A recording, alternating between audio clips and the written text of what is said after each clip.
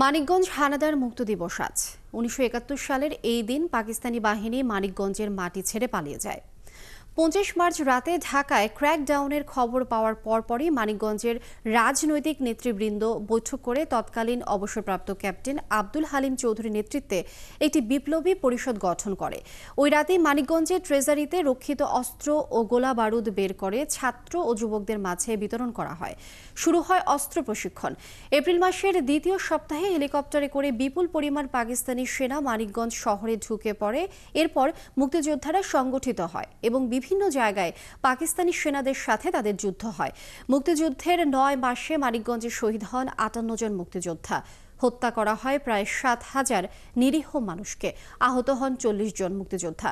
এরপর মুক্তিযোদ্ধাদের আক্রমণের মুখে মানিকগঞ্জ ছেড়ে পালিয়ে যান পাকিস্তানি সেনারা।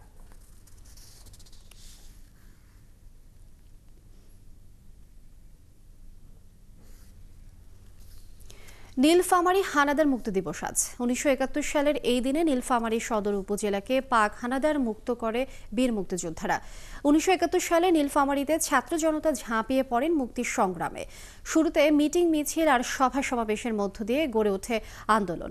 পরে মহকুমা শহরের অস্ত্রাগারে রক্ষিত অস্ত্র ছিনিয়ে এনে জেলার বড় মাঠে শুরু হয় প্রশিক্ষণ। এরপর ৯ মাসের গেরিলা আক্রমণ আর সম্মুখ যুদ্ধের পর ১৩ ডিসেম্বর ভোরে হানাদার মুক্ত হয় নীলফামারী। দিবসটি স্মরণে বর্ণাঢ্য শোভাযাত্রা ও আলোচনা সভার আয়োজন করেছে জেলা মুক্তিযোদ্ধা সংসদ।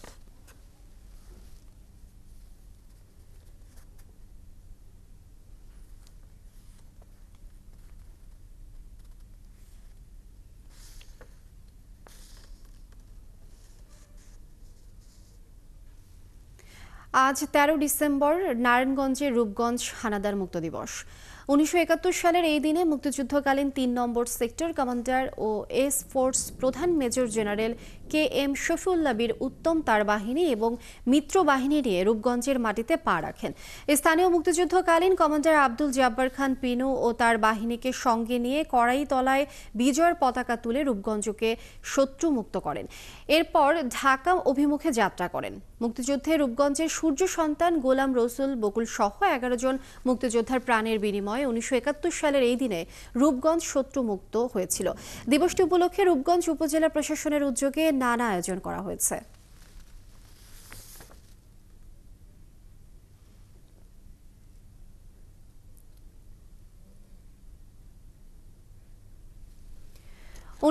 সালের এই দিনে শত্রুমুক্ত হয় জয়পুরহাটের আক্কেলপুর উপজেলা। তবে সংস্কারের অভাবে আজও অযত্নে অবহেলায় পড়ে আছে মুক্তিযুদ্ধের স্মৃতিবাহী উপজেলার দুটি গণকবর। ১৯৭১-এ মুক্তিযুদ্ধ চলাকালীন সময়ে জয়পুরহাটের আক্কেলপুরে মুক্তিযোদ্ধা সহ স্থানীয়দের নির্মম নির্যাতনের পর গুলি করে হত্যা করে মাটিতে পুঁতে রাখে পাক সেনারা। এসব গণকবর পড়ে আছে অযত্নে আর অবহেলায়। গণকবরের পাশে সরকারিভাবে শুধু একটি করে সাইনবোর্ড টানানো ছাড়া রক্ষণাবেক্ষণের আর কোনো উদ্যোগ নেয়নি প্রশাসন। তাই এসব স্থান দ্রুত সংস্কারের ব্যবস্থা নেওয়ার দাবি জানিয়েছেন মুক্তিযোদ্ধা ও এলাকাবাসীরা।